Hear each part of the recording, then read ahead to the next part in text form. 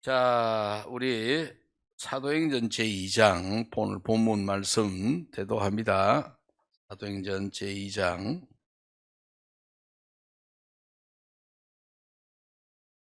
36절로 36절로 41절까지 합독을 합니다. 사도행전 제2장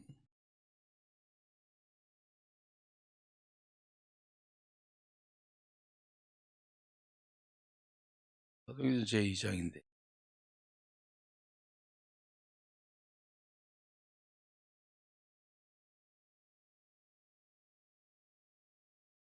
이상하네.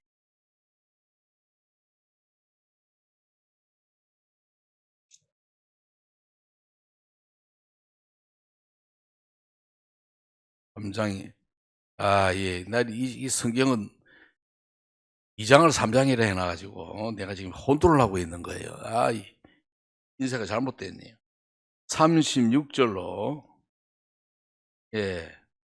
41절까지 합독을 하겠습니다. 그런즉 이스라엘 온 집은 확실히 알지니 너희가 십자가에 못 박은 이 예수를 하나님이 주와 그리스도가 되게 하셨느니라 하니라. 그들이 이 말을 듣고 마음에 찔려 베드로와 다른 사도들에게 물어 이르되 형제들아 우리가 어찌할꼬 하거늘 베드로가 이르되 너희가 회개하여 각각 예수 그리스도의 이름으로 세례를 받고 죄 사함을 받으라.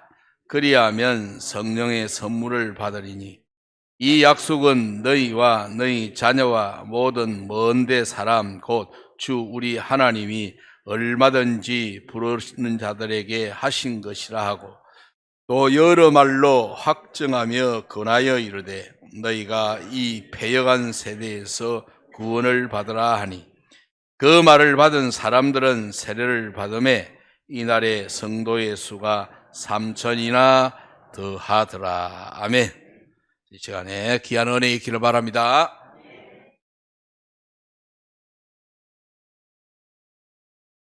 이 아침에 하나님께서 귀한 은혜 주실 줄 믿습니다.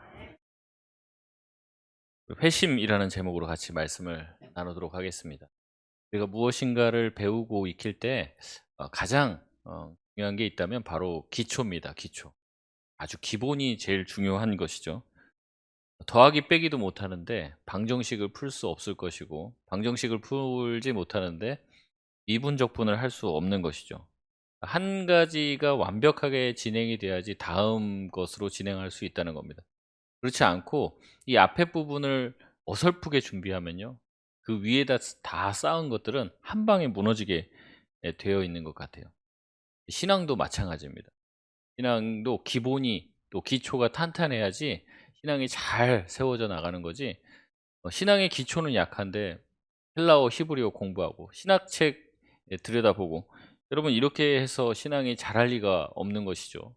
오히려 그렇게 기초가 튼튼하지 못한 상태에서 다른 어떠한 것들을 자꾸 배우고 익히고 하게 되면은 신앙에 나중에 무너짐이 굉장히 심할 수가 있는 것입니다. 여러분, 그렇다면 신앙의 기초는 무엇일까요? 신앙의 처음 가장 우리가 다져 놔야 될 그 기본은 무엇일까 하는 것이죠. 그것은 바로 신앙을 처음 시작할 때 우리에게 찾아오는, 또 우리가 경험하게 되는 회심입니다. 회심. 소위 말하면 거듭남이라고 할 수 있습니다. 새로운 존재로 영적으로 거듭난 사람, 그 거듭남이 바로 신앙의 시작이라는 것이죠. 여러분 이 말에 동의하십니까? 거듭나지 않은 사람이 예배를 하고 거듭나지 않은 사람이 기도를 한다 한들 하늘 아버지께서 그것을 받을 리가 없는 것이죠. 거듭나지 않았는데 교회 나와서 신앙생활을 한다고 앉아있고 기도를 하고 찬양을 하고 성경을 외운다 한들 그것이 무슨 소용이 있겠냐 하는 것입니다. 아기가 아직 태어나지도 않았는데 그 아이에게 가르칠 책들을 많이 쌓아 놓는 것이에요. 이것은 소용이 없다는 것이죠. 여러분 한번 여러분 자신도 이 시간 좀 돌아보길 바랍니다. 나는 정말로 거듭났는가? 나는 정말로 거듭난 사람인가? 우리가 그 믿지 않는 사람들은 우리가 인제 주일날 와서 예배를 드린다고 하면은 다 그렇게 얘기를 해요. "일요일 날 교회 예배 보러 가나 봐요." "예배를 보러 간다." 그렇게 얘기를 해요. 근데 그 사람들은 그렇게 얘기할 수밖에 없어요. 자기들은 예배 보러 가는 거거든요. 근데 믿는 사람들은 예배를 어떻게 해요? 드리러 가는 거죠. 예배는 내가 드렸다고 끝난 게 아니에요. 가인의 예배를 보면 알 수 있습니다. 예배를 드렸는데요. 하나님이 안 받아요. 그럼 예배가 완성이 됩니까? 안 되는 거죠. 예배는 드리는 사람의 드림이 있어야 되고 받으시는 하나님의 연락하심, 받으심이 있어야 예배가 완성이 되는 거예요. 근데 내가 회심하고 거듭나지 않았단 말이죠. 거듭나지 않은 사람은 하나님과의 관계가 형성이 되어 있지 않기 때문에 거듭나지 않은 사람이 드리는 예배가 어떻게 진정한 예배가 될 수 있으며 하나님께서 그 예배를 받으실 수 있냐 하는 것이죠. 그렇기 때문에 신앙의 기초 중의 기초는 바로 거듭남입니다. 거듭나지 않고 행하는 모든 행위가 하나님한테 받으심이 될 수 없어요. 일종의 종교 생활만 하는 것이죠. 그렇기 때문에 반드시 신앙의 기초는, 신앙의 시작은 바로 회심이어야 합니다. 오늘 우리가 읽은 본문은 회심에 대해서 아주 잘 보여주는 본문입니다. 베드로 사도가 성령의 충만함을 받고 설교를 시작해요. 그래서 너희들이 지금 얼마 전에 십자가에 못 박은 그 예수라는 청년은 신성 모독자요 로마의 반역자가 아니라 하나님이 구약에 약속하고 예언하신 메시아다. 그 메시아를 너희가 선동을 당해서 너희가 또 선동을 해서 예수를 십자가에 죽이신 것이다라고 선포를 합니다. 그 말을 듣고 사람들이 이렇게 반응을 합니다. 37절 말씀인데요. 같이 한번 읽어보겠습니다. 37절입니다. 시작. 그들이 이 말을 듣고 마음에 찔려 베드로와 다른 사도들에게 물어 이르되 형제들아 우리가 어찌할꼬 하거늘. 아멘. 그들의 반응은 이 말을 듣고 그들의 반응은 두 가지인데요. 첫 번째는 어떻게 해요? 그들이 이 말을 듣고 마음이 찔렸다는 겁니다. 말씀을 들을 때 그 말씀이 자신의 마음을 파고 들어왔다는 이야기입니다. 히브리서 4장 12절에서 13절 말씀을 보면 하나님의 말씀은 살아있고 활력이 있어 좌우의 날선 어떠한 검보다도 예리하여 혼과 영과 및 관절과 골수를 찔러 쪼개기까지 하며 또 마음의 생각과 뜻을 판단하나니 지으신 것이 하나도 그 앞에 나타나지 않음이 없고 우리의 결산을 받으실 이의 눈앞에 만물이 벌거벗은 것 같이 드러나느니라. 아멘. 하나님의 말씀은 예리하여 우리의 영혼을 꿰뚫고 들어온다는 거예요. 우리의 영혼과 마음을 찌릅니다. 우리의 마음과 죄악을 판단하고 하나님이 우리의 마음에 대해서 어떻게 생각하고 있는지 말씀을 통해 깨닫게 하시는 거죠. 그래서 우리가 벌거벗으면 창피하잖아요. 수치심을 느끼게 됩니다. 하나님 앞에서 그런 수치감을 느끼게 되는 거예요. 그래서 제가 여러분의 삶을 그렇게 속속들이 잘 알지를 못합니다. 근데 이제 제가 앞에서 또 우리 다른 목사님들이 설교하실 때 말씀을 하면 꼭 내 얘기를 하는 것 같은 느낌이 들 때가 있습니다. 야 이거 누가 가서 또 목사님한테 내 얘기를 지금 찔렀나? 뭐 이런 생각이 막 드는 거예요. 아닙니다. 전혀 모릅니다. 오히려 그 얘기를 해 주면 더 말을 못 해요. 왜냐면 그 얘기를 하면 그 사람이 상처받을까 봐 더 말을 못 한단 말이에요. 근데 하나님께서 내 마음에 찔림을 주셨다면 그건 하나님이 이 부족한 종을 통해서 여러분의 심령 가운데 말하는 줄 여러분 믿으시길 바랍니다. 그렇게 해서 말해서 우리가 찔림을 경험하게 되는 거예요. 근데 찔림을 경험했다고 해서 끝이 아닙니다. 우리가 말씀에 대한 찔림을 받으면요 여러 가지 반응을 하게 돼 있어요. 그리고 말씀에 대한 찔림을 받으면 온 신경이 집중돼서 마치 나에게 하는 것 같은 긴장감을 느끼게 됩니다. 여러분 오늘 유대인들도 베드로의 설교를 듣고 이런 찔림을 받았다는 거죠. 그래서 이 베드로의 설교를 듣고 이 사람들이 어떤 찔림을 받았냐면 내가 죽인 그 예수가 사실은 구약의 메시아였고 예수님은 자기의 죄 때문에 죽은 것이 아니라 우리의 죄를 사하기 위해서 십자가에 죽으셨다는 사실을 이들이 받아들이고 마음에 찔린 거예요. 예수가 죽은 것은 나의 죄 때문에 내가 예수를 십자가에 죽였구나. 내가 죄인이구나. 이런 찔림이 그들 마음 가운데 생긴 거예요. 그런데 제가 아까 말씀드렸습니다. 찔렸다고 다가 아니더라고요. 찔렸는데 다른 반응을 하는 청중이 사도행전 뒤에 5장 뒤에 7장에 보면 똑같이 나옵니다. 사도행전 7장 54절 말씀을 보면 이렇게 나옵니다. 그들이 이 말을 듣고 마음에 찔려 그를 향하여 이를 갈거늘. 스데반이 설교를 하는 장면이에요. 스데반이 설교를 하니까 이 말을 들었던 유대인들이 어떻게 해요? 이 말을 듣고 마음에 찔려. 이게 똑같은 단어를 씁니다. 그러니까 이 사도행전에 이 누가가 이 사도행전을 썼는데 이 사도행전 기자인 누가는 대조를 하고 있는 거예요. 어떤 누군가는 마음에 찔려서 회개함에 이르게 되는데 회심에 이르게 되는데 어떤 사람은 어때요? 마음에 찔려서 어떻게 합니까? 화가 나는 거예요. 아까 말씀드렸죠. 누가 나를 지금 하는 거예요. 목사님이 지금 나를 치는 설교를 하네. 막 화가 나는 거예요. 그러니까 그런 얘기 듣기 싫죠. 어떻게 합니까? 돌을 들어서 스데반을 찍어서 죽이는 거예요. 스데반을 돌로 쳐 죽여서 그의 입을 닫게 만드는 겁니다. 여러분, 같은 찔림을 받았다고 같은 반응을 하는 것은 아니더라고요. 오늘 본문 37절에 유대인들도 베드로의 설교를 듣고 찔렸습니다. 그러나 그들의 반응은 회개를 하고 묻는 거예요. 뭐라고 묻습니까? 형제들아, 우리가 어찌할꼬? 자신들이 죄인임을 깨달은 거예요. 자신들은 이렇게 사는 게 하나님이 기뻐하시는 거라고 생각하고 살았어요. 이렇게 사는 게 옳다라는 것을 자기가 믿고 그 믿음대로 이렇게 쭉 살았는데 예수님을 만나고 말씀으로 찔림을 받고 이 길이 아니다, 이 길이다 라는 걸 깨닫게 된 거예요. 그러니까 어떻게 합니까? 이제는 어떻게 해야겠냐? 내가 이렇게 살지 말고 다르게 살아야 되는데 어떻게 살아야겠냐? 묻게 된다는 거죠. 여러분, 이것이 바로 회심입니다. 지금까지는 나 자신과 나 자신의 안녕, 나의 행복과 자아 실현을 위해서 살았는데 말씀을 통해서 이 길이 내가 가야 될 길이 아니라는 것을 깨닫게 된 거예요. 내가 가야 될 것은 나의 영광과 나의 기쁨을 위해서 사는 것이 아니라 하나님의 영광과 하나님의 기쁨, 주님이 기뻐하시는 것이 무엇인지를 생각하며 그것을 실천하면서 살아가는 것이 내가 가야 될 길이다. 우리가 가야 될 길이라는 것을 깨닫게 되는 거죠. 그래서 어떻게 하는 겁니까? 방향을 전환하는 거예요. 터닝을 하는 거예요. 이걸 가리켜서 신학적인 용어로 회심이라고 얘기하는 겁니다. 우리가 흔히 하는 말, 거듭남이라는 거예요. 거듭나지 않으면 천국에 들어갈 수 없습니다. 거듭나지 않으면 하나님을 볼 수가 없게 되는 거예요.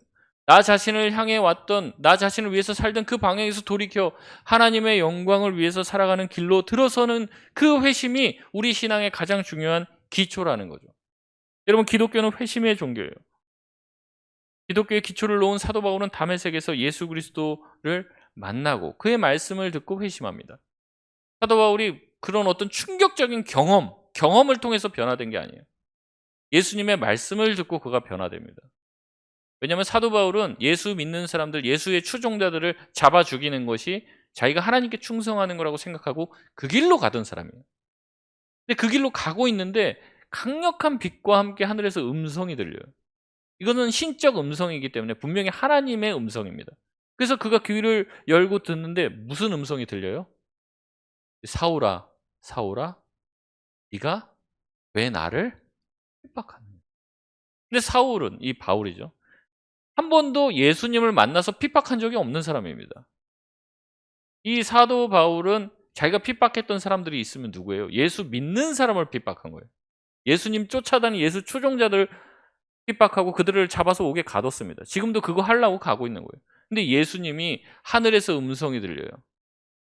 네가 왜 나를 핍박하느냐? 오늘 우리가 성찬 예식조 하지만 이 성찬 예식은요, 예수님과 나와 연합되는 시간입니다. 예수님과 내가 하나가 된다는 거예요. 그래서 예수님의 피와 우리가 몸을 먹음으로 어떻게 돼요? 그 모든 것이 우리 안에 소화가 되고 우리의 모든 피와 살이 되면서 주님과 함께 우리가 연합되는 경험을 상징적으로 표현하는 거란 말이죠. 그러니까 예수 믿는 사람은 곧 누굽니까? 예수님 자신이 되는 거예요. 제가 우리가 예수님을 변신된다 이런 얘기가 아니라 마치 우리 자신을 예수님이 자기 자신처럼 여겨주신다는 겁니다. 동일시한다는 거예요. 그래서 예수님 믿는 사람을 핍박하는 건 누구 핍박하는 거예요? 예수님 핍박하는 거예요. 그래서 우리가 형제 사랑도 계속 얘기하지만 똑같은 겁니다. 형제를 욕하는 것은 그 형제를 사랑하시고 그 형제와 함께하는 하나님을 모독하는 거예요. 그래서 하면 안 되는 겁니다. 그래서 형제를 사랑해야 되는 거죠. 용서해야 되는 거고. 마찬가지로 이렇게 사도 바울은 말씀을 듣고 회심하고 변화됩니다. 기독교의 대부로 여겨지던 어거스틴은 방탕한 삶을 살고 있다가 암브로시우스라는 교부의 설교를 듣고 변화하고 회심했어요. 마틴 루터 또한 로마서를 읽다가 회심하게 되었습니다. 전혀 다른 사람이 되었어요. 여러분, 이 회심은요, 영적인 희한한 체험을 한 것을 말하는 것이 아닙니다.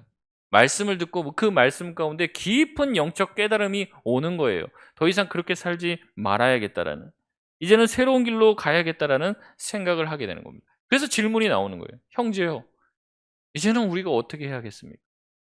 이것이 바로 회심의 시작이라는 거죠. 오늘 저는 설교를 합니다. 여러분에게 설교를 하는 목적이 무엇입니까?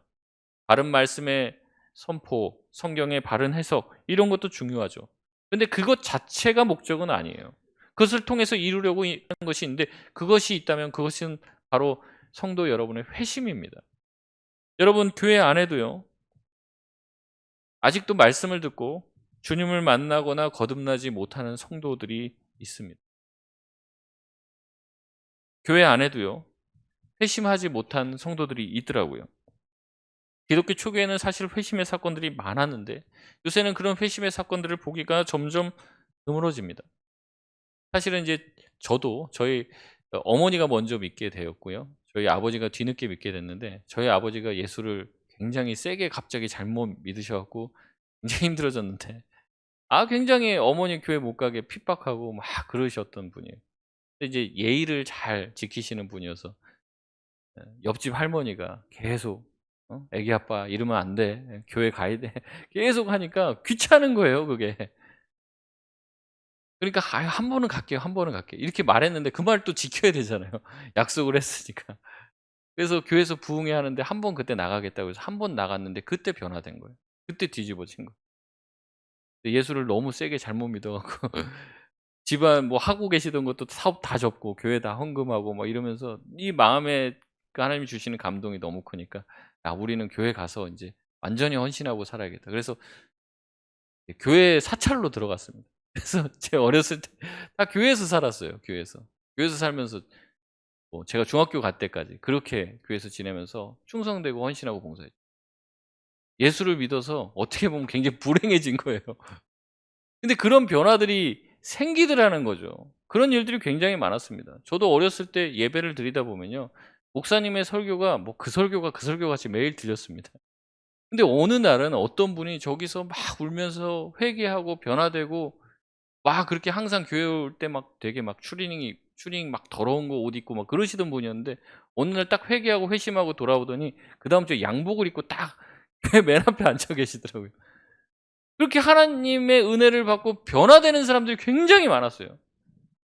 근데 점점 시간이 지나면서 지금은 어때요? 이 회심하는 사람들, 회심의 경험들을 우리가 찾아보기가 어려워지더라는 거예요. 여러분, 회심하게 되면요, 이런 반응을 하겠습니다. '내가 이렇게는 살 수 없다. 난 진짜 다르게 살아야겠다. 나 인제 예수를 위해서 살아야겠다.'라는 의식이, 없던 의식이 생기는 거예요. 예수님이 나를 위해서 십자가에 죽으셨는데 내가 어떻게 이렇게 살 수 있어? 내가 어떻게 내 자신을 위해서 살 수 있어? 주님이 나에게 모든 것을 다 주셨는데 내가 어떻게 이렇게 내 자신만을 위해서 살 수 있어? 이런 자각이, 없던 자각이 생기는 거예요. 여러분, 저는 여러분이 교회만 열심히 나오는 열성문자가 되지 않길 바랍니다. 교회만 나오면서. 저의 바람은요, 여러분이 정말로 예수님을 만나고 여러분의 인생의 방향이 바뀌게 되길 바랍니다. 교회에 나오지만 이 경험을 못하면요, 교회에 와서도 세상 가치로 살아갑니다. 세상에서 잘나고 세상에서 이름께나 내는 사람들이 교회에 와서도 그거를 은근히 노출하고 자랑하는 거예요. 아직 자기의 인생의 방향이 바뀌지 않은 것이죠.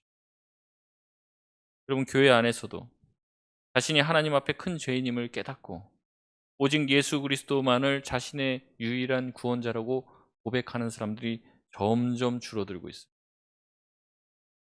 심지어는 이렇게 회심하지 않은 교인들이 교회의 소수가 아니라 점점 늘어나 다수를 차지하는 경우도 많이 있습니다. 교회 안에서 복음이 사라지고 하나님의 거룩하신 말씀을 나누고 순종하는 일에 게을러지고 있는 거예요. 말씀을 들어도 그 말씀을 순종하기보다는 그 말씀을 자기 삶에 어떻게든 타협화시키고 정당화시키는 거죠. 그래서 점점 교회가 복음이 없는 곳이 되고 하나님의 말씀이 없는 곳이 되어서 예수와 상관없는 교회가 세워지는 거예요. 여러분, 우리가 말씀을 전하고 하나님의 말씀대로 살자고 해야 되는데 그 말씀대로 살자고 하면 그 말이 안 통하는 느낌을 받습니다. 아, 다 맞는데요. 그렇게 해서는 교회가 안 됩니다. 이런 얘기들을 한다는 거죠. 예전에도 말씀드렸지만 교회에서 목사가 하자는 얘기는 별것이 없습니다. 기도 열심히 하자. 전도하자. 말씀대로 살자. 열심히 찬양하고 예배하자. 뭐 이런 거 말고 뭐가 있겠습니까? 뭐 선교하자. 뭐 이런 거죠. 여러분, 이런 모든 것들은 별로 재미가 없는 얘기입니다. 처음 듣는 얘기도 아니에요. 근데 여러분 기억하시길 바랍니다. 진리는요, 처음 듣는 얘기가 아니에요. 오랫동안 들어왔던 얘기예요. 근데 내가 하기 싫은 겁니다, 대부분. 어린아이들 공부 열심히 해야죠. 밥 잘 먹어야죠. 진리 아닙니까? 부모 말씀 잘 들어요. 진리예요. 근데 다 하기 싫다는 거예요. 그 애들이 몰라서 그런 게 아닙니다. 원래 진리에 대한 근본적인 거부감이 우리의 죄된 영혼 가운데 깊이 뿌리 박혀 있어요. 우리는 자꾸 그런 어떤 진리의 말씀을 들으면 고리타분하게 생각해요. 재미없이 생각합니다. 뭔가 새로운 게 없냐고 얘기합니다. 그런데 희한하게 교회 안에서 놀러 가는 계획 세우고 밥 먹는 계획 세우고 거기에 대한 예산 짜고 무슨 순서를 어떻게 할까? 이럴 땐 눈빛이 그냥 바짝바짝바짝 가고 싶고 막 몇 명 더 데리고 나와야겠다. 이런 생각합니다. 근데 교회에서요, 같이 모여서 우리 전도 계획 짭시다. 우리 기도 계획을 짭시다. 여러분, 우리가 더 말씀을 읽는 그 계획을 짭시다. 그러면 다 뭐라고 얘기해요? 아유, 그 계획을 열어보십시오. 사람들 안 옵니다. 아니, 안 믿는 사람들한테 그 얘기하면 안 오는 건 당연한데 예수 믿는 사람한테 그거 하자고 해도 안 오더라는 거예요. 근데 그 성경 신앙생활이 뭐 다른 게 있냐는 거예요. 여러분, 혹시 모릅니다. 여러분, 이것이 재미없어지고 말씀 보고 기도하고 전도하고 신앙생활하고 예배드리는 것이 점점 여러분 재미없어지면요, 깊이 자기의 영혼의 상태를 점검해 봐야 돼요. 내 영혼이 혹시 병든 건 아닌가? 세상 일은 재미있어요. 막 하고 싶고 막 지금도 빨리 예배 언제 끝나나? 교회 올 때 그러잖아요. 집에 가려고 교회 온다고. 그 생각 언제 끝나나 지금도 막 목사님 계속 설교하시네 지금. 이런 생각들 가지고 있는 거예요. 여러분, 그렇게 영적인 것에 재미가 떨어지고 맛이 없어지면요, 우리의 영혼이 점점 병들고 있는 건지도, 잘못된 길로 가고 있는 거예요. 그 길에서 돌이키셔야 한다는 겁니다. 여러분, 왜 기도를 해야 됩니까? 왜 전도를 해야 됩니까? 왜 말씀대로 살아야 됩니까?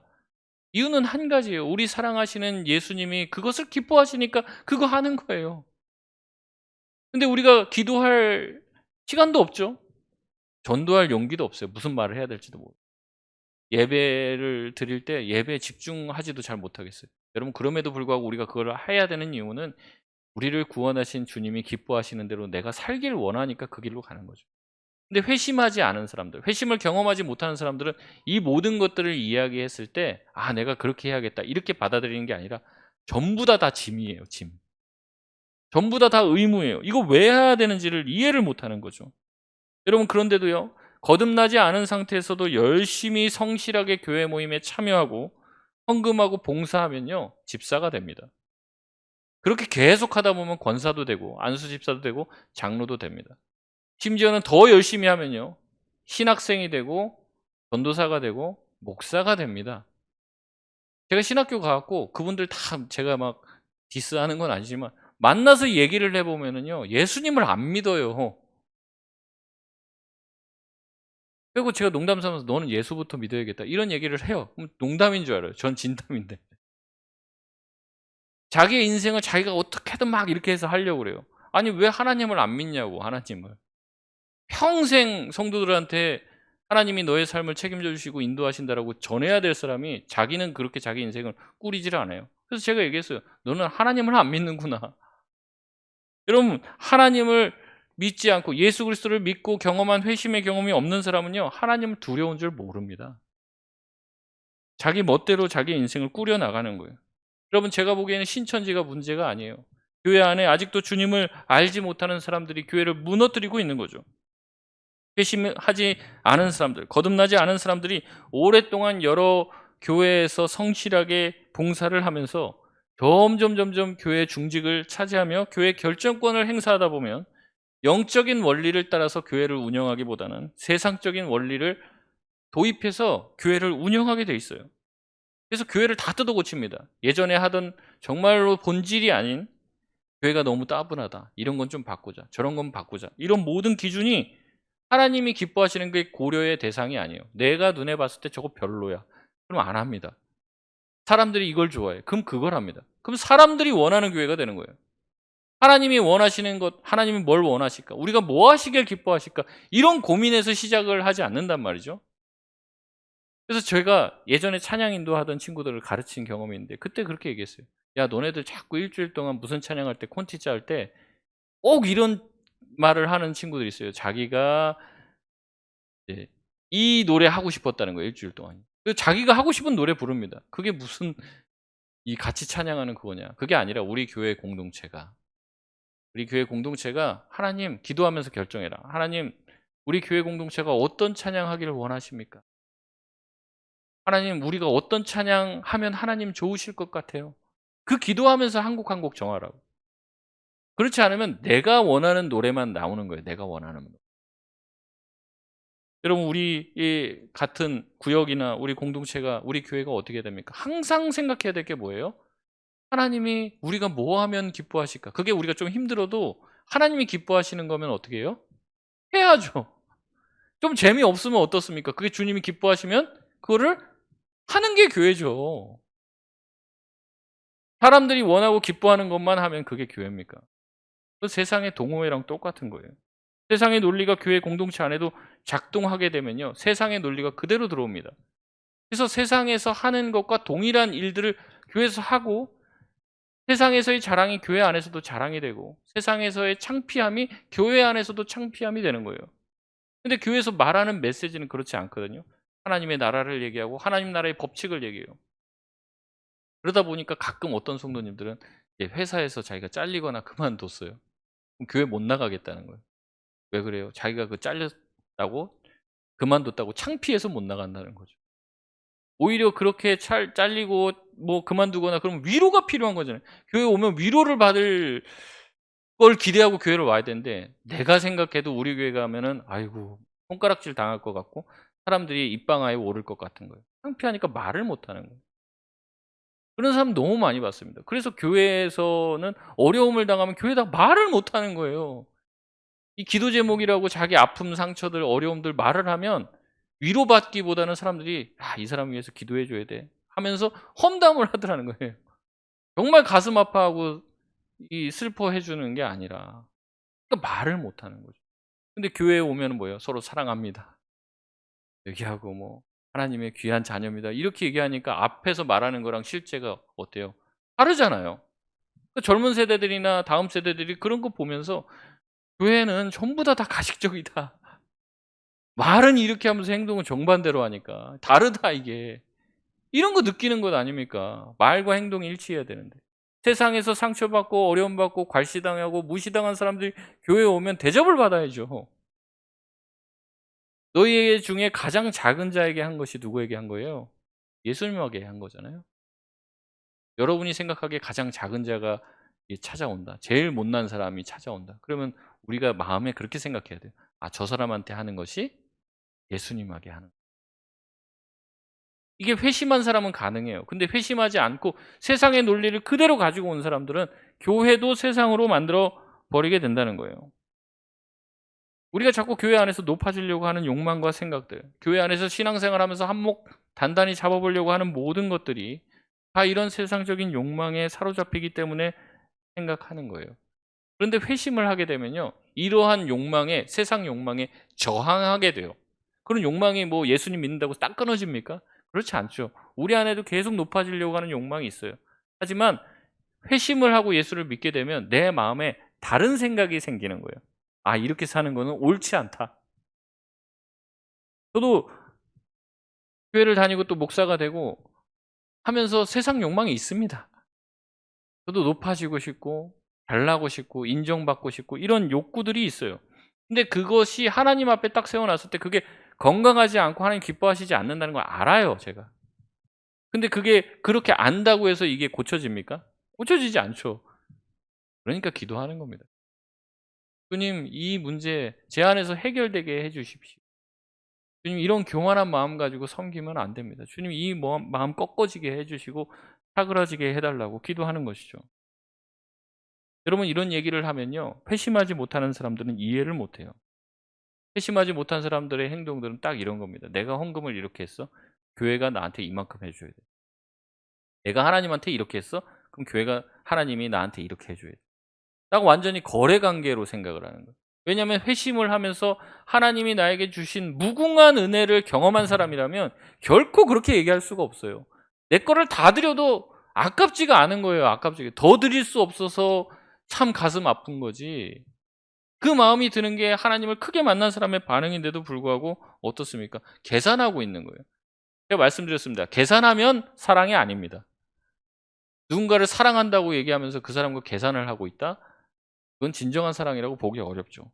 사랑하면 다 줘도 아깝지 않아요. 다 드려도 더 주지 못해서 안타까운 게 사랑 아닙니까? 여러분, 자식들을 그렇게 사랑하잖아요. 그럼 내가 사랑하는 어떤 이성 친구를 그렇게 사랑하지 않습니까?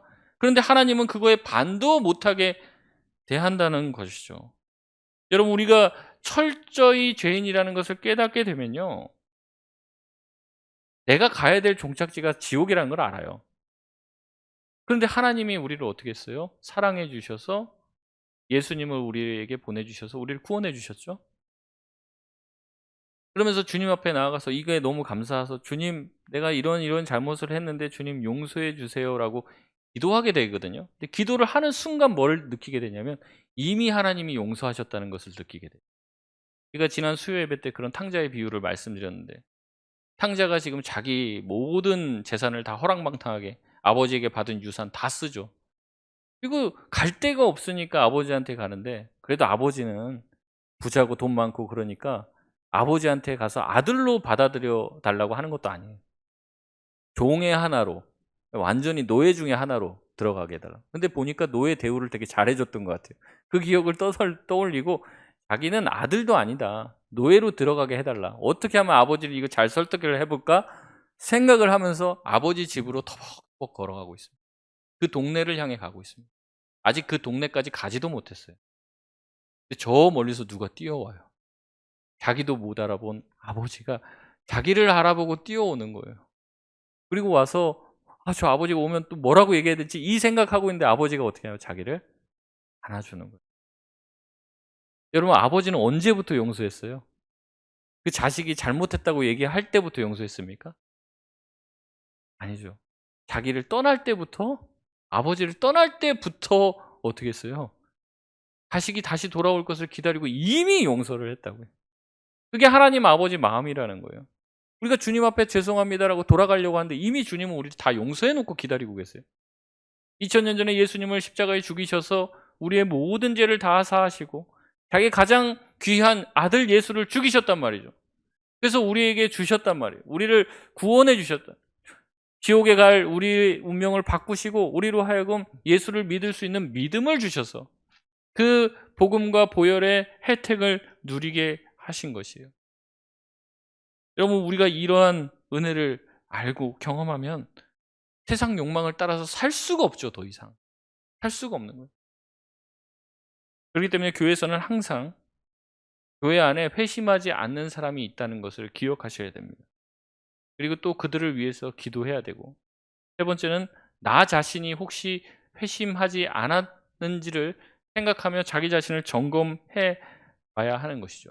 다시 말씀드리지만 회심은 신앙의 기초입니다. 이 기초가 무너져 있으면요, 다른 모든 것들은 해봤자 쓸모없고 무가치한 것이 돼버려요. 이런 모든 종교의 의무를 하면 할수록 우리를 더 힘들게만 만들 뿐이지 우리로 하여금 더 거룩한 삶을 살게 만들지는 못합니다. 그렇기 때문에 우리는 우리 주변에 아직도 주님을 알지 못하는 사람들 있는지를 돌아봐야 되는 거예요. 가끔 우리 성도님들 기도 제목 내놓는 거 보시면 그런 것들이 있어요. 우리 애가 교회는 나오는데 아직 하나님을 제대로 못 만났어요. 우리가 보면 보인다는 거거든요. 대화를 나누면 안다는 거예요. 아, 얘가 뭔가를 체험했는지 안 했는지 우리 보면 아시잖아요. 왜냐하면 내가 그 체험을 해봤으니까.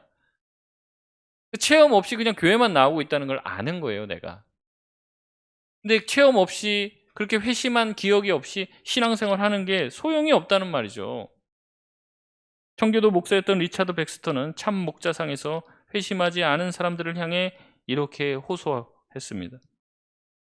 여러분이 죄와 비참에 빠져 있을 때에도 하나님은 자신의 일꾼들을 보내어 이 복음을 선포하게 하셨습니다. 그러나 우리는 무척이나 슬픕니다. 우리의 영혼은 심히 안타깝습니다. 여러분이 귀를 막고 목을 뻣뻣하게 하고 마음을 강팍하게 하고 있기 때문입니다. 그 일에 우리가 하나님 앞에 설 때 우리는 고통 가운데 하나님의 말씀을 전했지만 아무런 소용이 없었다고 보고하게 될 것입니다. 아, 그때 우리 눈에서는 눈물이 샘솟듯 할 것입니다. 저도 하나님 앞에서 늘 이런 마음이에요. 제가 무슨 대단한 목회를 하려는 게 아닙니다. 최소한 저와 신앙생활을 하셨던 모든 분들 회심하시고 거듭나셔서 천국에서 다시 보게 될 그 날을 정말 소망하고 기다립니다. 열심히 다 신앙생활 했는데 천국에서 못 보면은 얼마나 안타까워요. 여기 우리가 다 천국에 가야 되는 거 아닙니까? 회심하고 믿음을 가지고 변화돼야지 교회 나와서 열심히 노력하는 이 모든 것으로 우리가 천국 가는 공로를 얻는 게 아니라는 거예요. 그래서 우리는 기도해야 됩니다. 주님, 내가 예수 그리스도의 십자가의 그 은혜를 깨닫게 하여 주시옵소서. 그 경험이 생생하게 날마다 내 마음 가운데 깊이 새기게 하여 주옵소서. 우리가 죄인인 것을 알면 알수록, 우리가 얼마나 큰 죄인인지를 알면 알수록 뭘 알게 되면 내가 얼마나 큰 용서를 받았는지 알게 되는 거예요. 자기가 죄인이라고 하는 의식은 우리로 하여금 하나님을 더 뜨겁게 사랑하게 만듭니다. 베드로의 설교를 듣고 회심을 경험한 유대인들은 이 베드로의 권유를 따라 세례를 받고 예수님의 제자가 되기로 결심을 해요. 그리고 나서 이들이 새롭게 살기 시작합니다. 이렇게 살으라고 명령을 해서가 아니라 이들이 더 이상은 내가 살던 대로 살 수 없다라는 결단으로 다르게 살기 시작해요. 그게 42절에서 47절까지의 말씀입니다. 42절에서 47절까지 말씀 우리 같이 한 목소리로 읽겠습니다. 시작. 그들이 사도의 가르침을 받아 서로 교제하고 떡을 떼며 오로지 기도하기를 힘쓰니라. 사람마다 두려워하는데 사도들로 말미암아 기사와 표적이 많이 나타나니 믿는 사람이 다 함께 있어 모든 물건을 서로 통용하고 또 재산과 소유를 팔아 각 사람의 필요를 따라 나누어주며 날마다 마음을 같이하여 성전에 모이기를 힘쓰고 집에서 떡을 떼며 기쁨과 순전한 마음으로 음식을 먹고 하나님을 찬미하며 또 온 백성에게 칭송을 받으니 주께서 구원받는 사람을 날마다 더하게 하시니라. 아멘. 그러면 이들의 삶이 변화됐어요. 자기 자신만을 위해서 살던 그 삶에서 돌이켰어요. 터닝했다는 말이죠. 삶을 변화시켜 달라고 기도해서 된 게 아니에요. 하나님을 진하게 만나니까 예수님이 자기를 위해서 어떠한 일을 행하셨는지 깨달으니까 삶은 자연히 변하더라는 거예요. 내 삶이 변하지 않았는데, 내 태도가 변하지 않았는데 이것 때문에 괴로워할 일이 아닙니다. 더 깊은 곳으로 들어가야 돼요. 내가 주님의 사랑을 깊이 체험하고 경험했는가? 그것이 되면 어떻게 돼요? 내 삶도 자연히 변하게 되는 것입니다. 영적으로 새롭게 거듭나지 않았는데 새로운 삶을 살려니 힘든 거죠. 새롭게 태어나면 새롭게 살 수밖에 없는 것입니다. 여러분, 저도 교회를 오래 다녔어요. 태어날 때부터 어머니가 저를 교회에 안고 다니셨고 메고 다니셨습니다. 거의 교회에서 살았습니다. 중고등학교 때도 이 용산에 있는 온누리교회 거기서 경배와 찬양, 목요 찬양 한다고 하면요, 그거 빠지지 않고 다녔어요. 고3 때도 거기 맨날 갔습니다. 열심히 찬양하고 기도하고 했어요. 그래서 다들 믿음 좋다고 그러더라고요. 제가 또 기도하면 또 감동이 옵니다. 그래서 제가 중국 선교사가 되고 싶은 마음에 총신대학교 신학과로 간 거예요. 대학교를 거기로 이제 들어가게 된 거예요. 그래서 제가 목사님은 언제 회심했습니까? 라는 질문을 받으면 제가 대학교 2학년 때라고 얘기합니다. 제가 신학교를 갈 정도로 믿음이 좋았어요. 주중에 목요일날 목요 찬양하고 눈물 콧물 흘리면서 그렇게 찬양을 했다고요. 근데 제가 회심한 기억이 언제냐라고 하면 대학교 2학년 때였습니다. 통신대학교를 갔는데 학기 초마다 심령부흥회한다고 일주일 동안 뭐 아침 저녁으로 집회하고 수업도 안 해요. 아주 뭐 그래서 교회를 2개 다니는 느낌을 이제 받았습니다. 주말에는 또 목요일 다니고 주중엔 또 다른 학교 교회를 다니나 뭐 이런 생각이 들 정도로. 그리고 인제 그 낮에 이제 보면은 체프를 화수목금을 하는데 그 밥 먹기 전에 인제 체프를 화수목금 이 4번 일주일에 4번 예배를 드리니까 그것도 아주 곤욕이더라고요. 그래서 항상 제가 나가는 입구 쪽에 어떻게든 자리를 잡았습니다. 왜냐면 촛불 끝나자마자 아멘 하면 문을 잠가 놨다가 인제 열어 주거든요. 열어 주면 바로 튀어나가고 매점으로 들어가야지 줄을 안 서고 밥을 먹을 수 있기 때문에 자리 쟁탈전이 아주 치열했습니다. 제가 항상 거기에 앉아서 예배를 드리고 빨리 가서 밥을 먹고 그러고 살았어요. 제가 대학교 2학년 때 목사님 말씀을 듣고 제가 얼마나 많이 그런 말씀을 들었겠습니까? 십자가에 대한 설교나 하나님의 은혜와 사랑에 대한 설교를 정말 몇천 번은 들었을 거예요. 근데 그날은 다르더라고요. 그날은 목사님이 하시는 말씀 하나하나가 제 마음을 막 뚫고 들어오는 거예요. 제가 예수님을 대못으로 십자가에 못 박고 칼로 찔른 것 같은 그 느낌이 드는 거예요. 대학교 2학년이 죄를 졌으면 얼마나 좋겠습니까? 게다가 신학교 다니는데 저희는 신학교 가면 MT를 해도 수련회를 해요. MT가 수련회. 그런 데서 죄를 져봤자 얼마큼 좋겠습니까? 근데 그때 그렇게 울고 회개하고 하나님을 정말 크게 만나고 몇 시간 동안 그 자리를 떠나지 못하고 기도를 했어요. 근데 그 경험이 있고 나니까요. 매 예배가 얼마나 그렇게 감격이 되는지 채플 드린다고 하면 거의 시간 맞춰서 또 가득 찍고 들어가야 되거든요. 근데 그때는 그런 정신도 없습니다. 그냥 들어가서 항상 맨 앞자리에 앉았어요. 그래서 거기서 하는데 무슨 찬양하고 무슨 말씀 들었는지 기억도 잘 안 나지만 한 몇 달 동안을 그 채플 예배 드릴 때 맨 앞자리에서 찬양만 불러도 다 내 노래 같아요. 다 내 노래. 제 고백 같고. 그렇게 눈물이 나고 하염없이 울었던 것 같아요. 목사님 무슨 말씀하시면 왜 이렇게 막 마음이 아프고 막 쓰린지 절절하게 그렇게 예배를 드렸습니다. 매 예배를. 그리고 나서 한 3-4달 지나니까 정상으로 돌아왔습니다. 근데 제 친구들이 저한테 인제 하는 얘기들이 뭐냐면 "너 왜 그때 우리가 그 몇 달 동안 다 제 얘기밖에 안 했다는 거지. 쟤 어떻게 저렇게 변화됐냐?" 뭐 없습니다. 그냥 말씀 듣다가 하나님이 제 마음에 깊이 감동해 주면서 하나님의 사랑을 깊이 깨닫게 되니까 마치 그런 거 있잖아요. 여기서 똑같은 초밥을 먹어서 여기서 먹다가 어디 진짜 맛있는 집에서 먹으면 "야 내가 지금까지 먹었던 초밥은 초밥도 아니다." 그런 얘기 하잖아요. 제가 그때 은혜를 받으니까 지금까지 받았던 은혜는 은혜도 아닌 것 같아요. 처음 은혜를 받은 것 같은 느낌을 받는 거예요. 그러니까 제가 완전히 다르게 살게 됐죠. 다르게 살으라고 누가 말해 주고 가르친 게 아니에요. 아침마다 가서 그러고 제가 그때 항상 눈이 막 젖어 갖고 이렇게 다녔는데 친구들 만나면 제가 처음 하는 말이 "너 오늘 몇 시간 기도했어?" 이런 말을 제가 하더라고요. 그 친구들이 뭐 "아침에 뭐 일어나서 잠깐 기도하고 왔지." 그러니까 "야 어떻게 신학생이 하루에 2시간도 기도 안 하고 사냐. 이 짐승 같은 놈아." 그런 말을 막 하게 되는 거예요. 누가 가르쳐서 하는 게 아니라 TV를 보는데 죄를 짓는 것 같더라고요. TV 보면 죄를 짓는 것 같은 그런 느낌이 막 드는 거예요. 누가 그걸 가르칩니까? 가장 중요한 건 우리가 예수 그리스도의 십자가의 그 은혜를 알고 주님께서 우리를 용서해 주신 그 용서의 깊이를 알면요. 다르게 살게 되더라고요. 거듭나면 달라지더라고요. 우리가 아이들을 가르칠 때도 가장 중요한 게 이겁니다. 아이들을 이렇게 해라 저렇게 해라 헌금은 얼마 해라 이것도 중요하지만 아이들이 거듭나게 되기를 여러분 깊이 기도하시길 바랍니다. 저도 제가 말씀드리잖아요. 제가 어느 순간 그렇게 말씀을 듣고 은혜를 받았지만 저는 믿고 있어요. 누군가 저의 거듭남을 위해서 오래 기도했구나. 이게 느껴지더라고요, 이게.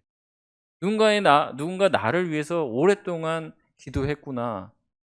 그게 저희 부모님의 기도일 수도 있고 또 어떤 형제와 이웃들의 기도일 수도 있고 그 하나님께서 그렇게 저에게 은혜 주신 거예요. 선물로 주신 거예요.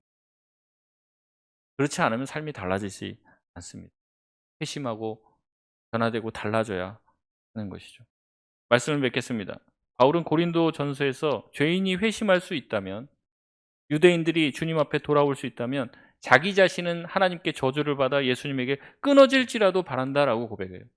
자기가 지옥에 가더라도 고린도 성도들 천국 갈 수 있으면 자기 지옥에 가겠다는 거죠. 자기가 목회하는 그 영혼들에 대한 사랑이 굉장히 컸던 것 같아요. 목사님 어떠십니까? 저에게 묻는다면 아직 그 정도까지는 아닙니다. 아직 그 정도, 저도 좀 천국에 같이 가고 싶은 마음이 더 크게 드는데, 제가 앞서서도 말씀드렸지만 우리 송파동 교회 성도들, 저와 같이 신앙생활을 했던 기억과 경험이 있는 모든 성도들은 예수 그리스도를 믿고 회심하여 천국에서 다시 만날 수 있는 은혜와 복을 누리시길 바랍니다. 우리가 얼마나 큰 죄인인지 깨달으시길 바라요. 얼마나 큰 용서를 받았는지 여러분 아시길 바라요. 지식적인 경험이 아니라 내 영혼을 꿰뚫고 관통하고 내 영혼의 깊은 곳에서 터져나오는 그런 감사의 고백이 날마다 이어져 주님 앞에 날마다 돌이키며 살 수 있는, 회심의 은혜로 살 수 있는 저와 여러분 되시길 바랍니다. 우리 시간 기도하겠습니다. 우리 기도하실 때 하나님, 우리의 마음이 주님 앞에 돌이키게 하여 주시옵소서. 하나님, 내가 거듭남의 경험이 있지만 지금 너무 식어버렸습니까? 그 기억이 아득해져 버렸습니까? 하나님, 다시 한번 그 첫사랑 회복해 하여 주시옵소서. 주님께 예배하고 섬기는 것이 바닥을 긁는 것처럼 하지 않게 하여 주시고, 흘러 넘치는 은혜로 기꺼이 감당케 하여 주시고, 주님께서 나에게 주신 것들, 아주 작은 것들 갚아드리는 우리의 나머지 삶이 되게 하여 주시옵소서. 우리 통성으로 기도합니다. 하나님 아버지 감사합니다. 주님, 우리 가운데 주신 은혜들을 기억하게 하여 주시옵소서. 주님, 우리 가운데 주신 말씀을 기억하게 하여 주셔서 날마다 회심하고 돌이키게 하여 주시옵소서. 세상의 방식과 세상의 법칙으로 살지 않게 하여 주시고 거룩한 하나님의 성도로 살게 하여 주시옵소서. 주님, 나약하고 넘어지고 세상의 유혹에 휩쓸릴 때가 얼마나 많습니까? 그럼에도 불구하고 하나님, 우리는 다른 방식으로 살게 하여 주시옵소서. 다른 마음과 다른 중심을 가지고 살게 하여 주셔서 주님께서 기뻐해 주시는 인생이 되게 하여 주시고 주님을 사랑하는 마음으로 살게 하여 주셔서 거룩하신 하나님의 마음과 심장을 가지고 살 수 있는 우리 모두가 되게 하여 주시옵소서.